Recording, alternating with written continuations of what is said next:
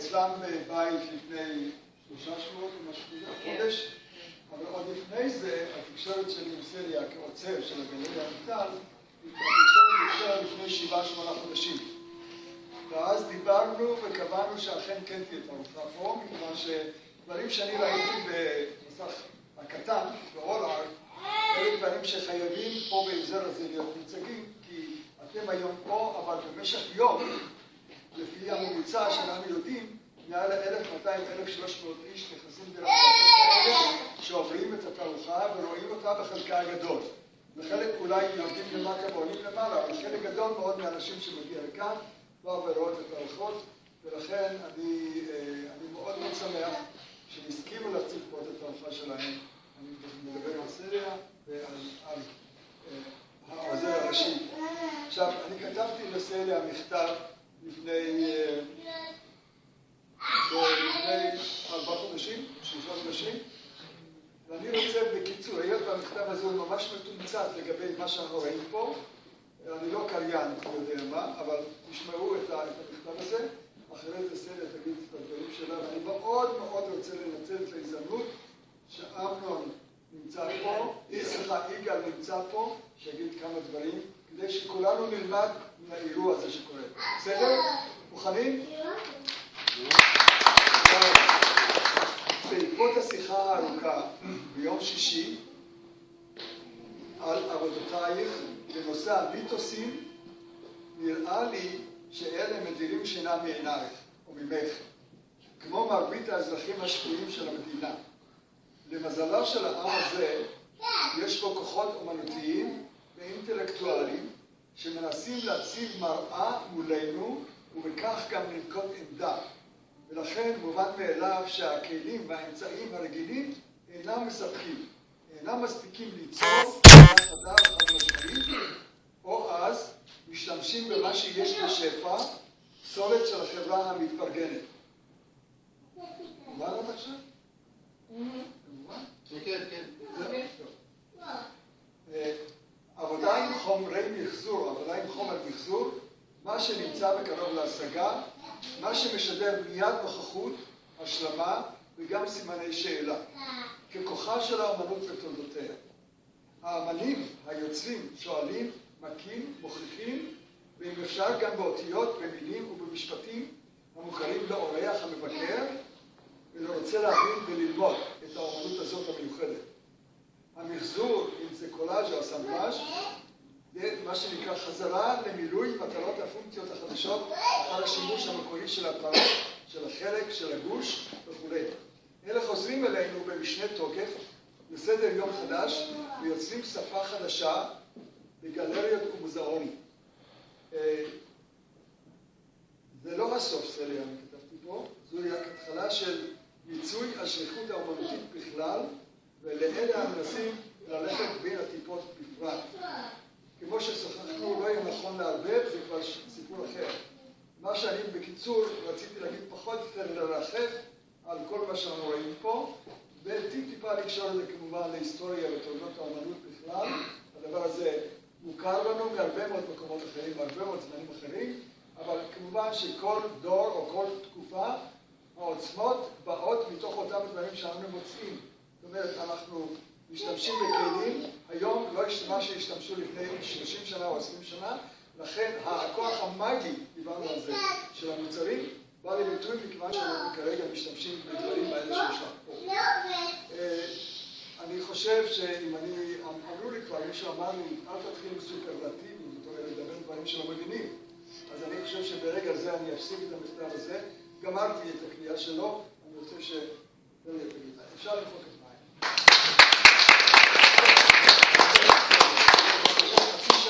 כמה שנה יצא? 2 דקות. לא, חצי שעה.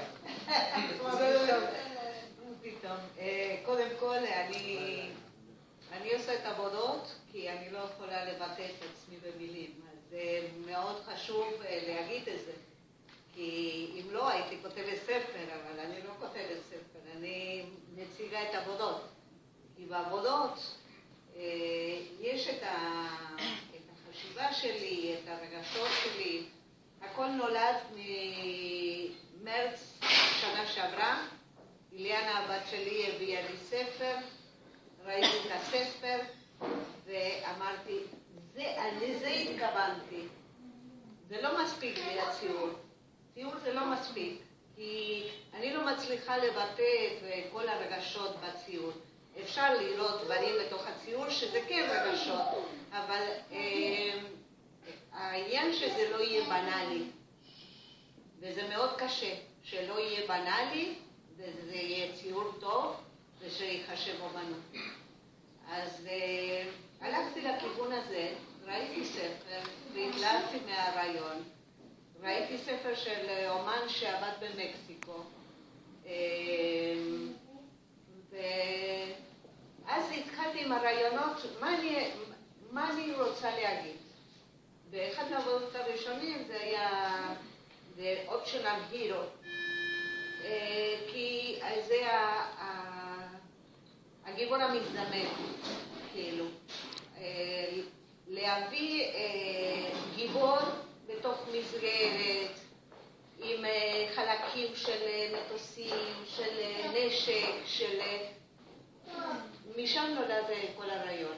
ולאט לאט זה היה בלתי אפשרי לעצור את השטף הזה של דברים שואלים, ואני עוד רוצה לבטא, עוד רוצה להגיד, יש לי עבודות פה באוטו שכבר אי אפשר לשים אותם פה, כבר אין מקום, והרגשה שזה זורם, זה זורם בתוכי החוצה, ואין לי תוצאות. זה פחות או יותר מה שיש לי להגיד. יש המון איך את מתחילה את כל הסיפור הזה? את הולכת מוצאת דברים, את אוספת דברים בשקית, את באה... אוספת פקק של בירה, או אוספת... ביקשתי, יש פה בן אדם שעובד בתעשייה אווירית, הוא עשה לי טובה, הביא לי שקית מלא דברים של התעשייה האווירית, וככה, ומאלתרת, אני רואה פתאום מנורות בבית, אז אני צובעת אותם, שם אותם בצד, מתי שהוא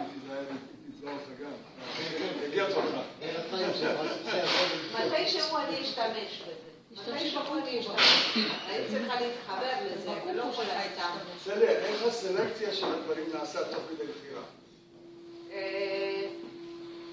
בעיקרון אני לוקחת את האובייקט ומנסה אותו, ואם זה לא מסתדר עם משהו פנימי שלי, אני לא שם אותו.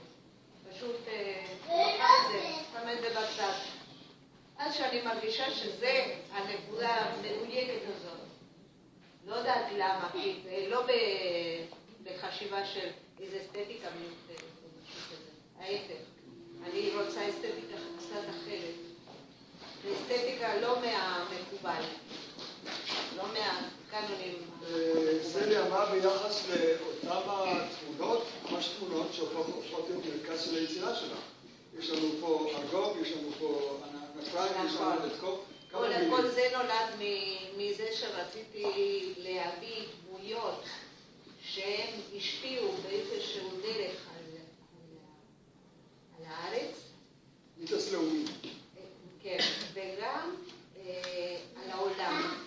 יש פה עבודה שלא כולם מכירים, ג'ולנטה. ג'ולנטה זאת אישה שהצילה 25,000 ילדים יהודים מהגטו. אז ג'ולנטה, לא מכירים אותה, אבל ככה קראו לה. ואז אני אמרתי, היא צריכה להיות מוכרת. איך בן אדם כזה שעשה מעשה כזה לא בידע שלנו. ועוד דבר אחד זה העניין של הבלבול. הבלבול של הזמן, הבלבול שאנחנו חיים בתוך הזמן, כן, בתוך הזמן רץ ובולבל, וכמות של ידע, זה אדיר. ואיכשהו הראש צריך לסדר את הדברים האלה. זה מהר מדי. שלי, כן. לא לכולם. סליה, ברגע שאת קובעת רעיון מרכזי, את בוחרת את הדברים להתאים לרעיון המרכזי לא תמיד, לא תמיד, לא תמיד. לפעמים זה מקרי שאני מתחילה לעבוד, אני לא יודעת מה יצא מזה, אבל ממשיכה הלאה. ובודקת את זה, שאני מחליטה. זה צריך להיות פה, זה צריך להיות פה. סליה, זה מעניין אתכם או לא? כן, כן, יש שאלה. סליה, יש לי עוד כמה שאלות. לא צריך. סליה, האלמנט שאת לוקחת, מרכיב, המרכיבים השונים, אלמנטים השונים, הם בעצם בשבילך זה כמו צבע. כמו שאומר, לוקח פלטה של צבעים, ומזה לוקח אדום, כחול, ירוק, סגול. מה שעושה סליה זה בעצם לוקחת את הדברים.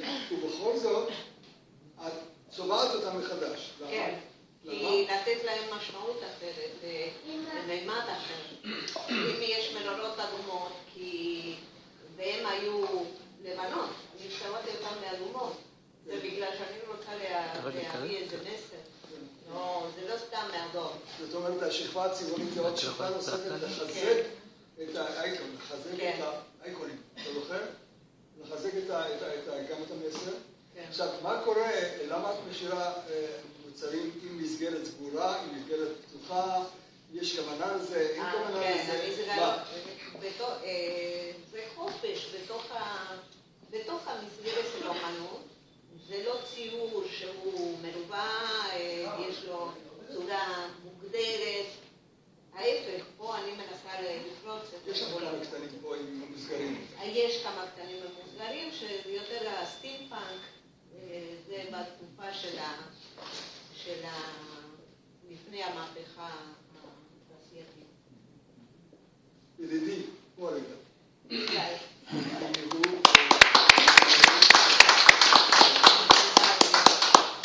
טוב חברים, באתי לבקר וביקשו שאני אעשה כמה דברים ואני דווקא שמח כי קודם כל אני אוהב מאוד את סליה ואת אבי אבל אני רוצה לשתף אתכם שבאתי לפה טאבולה ראסה, אתם יודעים, טאבולה ראסה זה לוח חלק, ללא דעות קדומות ומהזמנה לא ידעתי מה מצפה והוקעתי בשוק ואני רוצה לומר לכם שיש פה רמה אומנותית מהגבוהות שראיתי באמת פה שקפיצת מדרגה בלתי צפויה מאז עבודות השמן שראיתי של סליה וכמו שהיא אמרה, כנראה שעבודות השמן, עבודות הציור לא הספיקו כדי לתת ביטוי לכל העולם שלה. אני רוצה לספר לכם שגויה, פרנסיסקו גויה, הצייר הספרדי, צייר הרבה מאוד ציורים לטובת המלך. הוא היה צריך לזייף. בסוף חייו הוא צייר 48 קפריצ'וס בשחור לבן. ובאחד מהציורים בשחור לבן הוא כתב למטה, הוא צייר אדם רכון ומאחוריו הטלפים. אתם יודעים ספרדית? הוא אמר, en el sueño del razón nacen monstruos. זאת אומרת, מתרדמת התבונה נולדות מפלצות. ולמעשה, המשפט הזה של גויה, הוא הקדים בכמה מאות שנים את פרויד.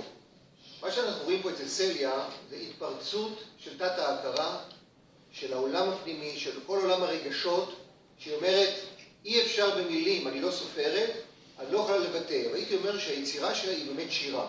פשוט שירה. ומעבר לזה שאומנות זה לא מילים. אומנות פלסטית צריכה להיות עם קונסיסטנטיות אסתטית.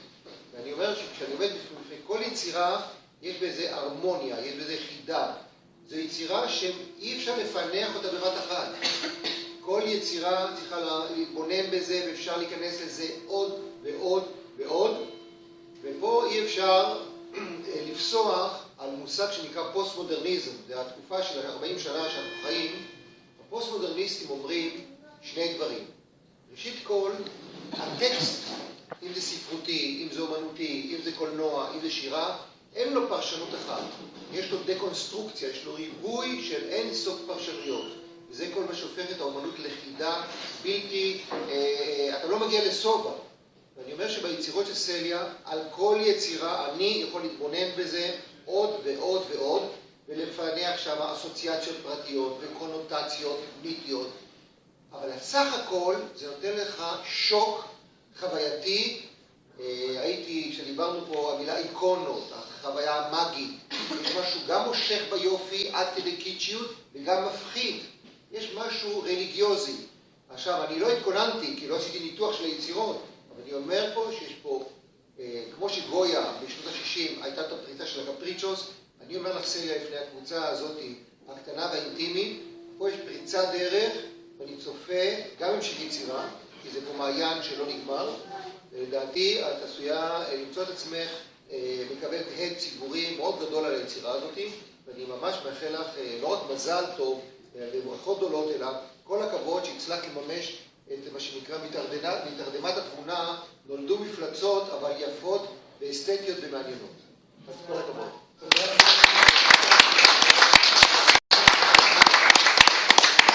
יש לי עוד שנייה. העבודות האלה הן למכירה? אז למה את לא אומרת שהן למכירה? ודאי, העבודות האלה הן למכירה. הן למכירה, וזה מאוד מאוד חשוב להגיד את זה ולהדגיש. יחד עם זה נגיד עוד דבר. סליה עשתה בבית שלה מה שהיא עשתה והביאה את מרכולתה לכאן בשבילנו, בשביל כל אלה שישנם פה, וכל ההמונים אני מאוד מקווה שיבואו לראות העבודות. אבל הפידבק שלנו, הייתי אומר, המחיאות כפיים שלנו לעבודות של סליה, מתבטא בין היתר, אני כבר מדבר סרטית, מתבטא בין היתר גם ברכישה. אז תחשבו על זה בבקשה. בסדר? עכשיו בשמכם אני רוצה לתת לסליה את הרימון הזה. בבקשה, זה אל תתקי שם, זה לא פשוט לקלוט.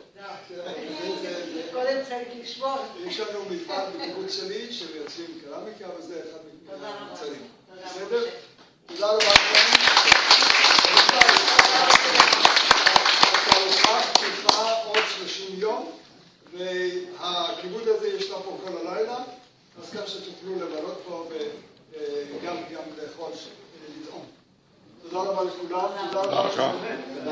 הדברים שלך היו לתת לי עבר למה שדיברנו, תוספת מאוד מאוד נכבדה לאותה יצירה נפלאה.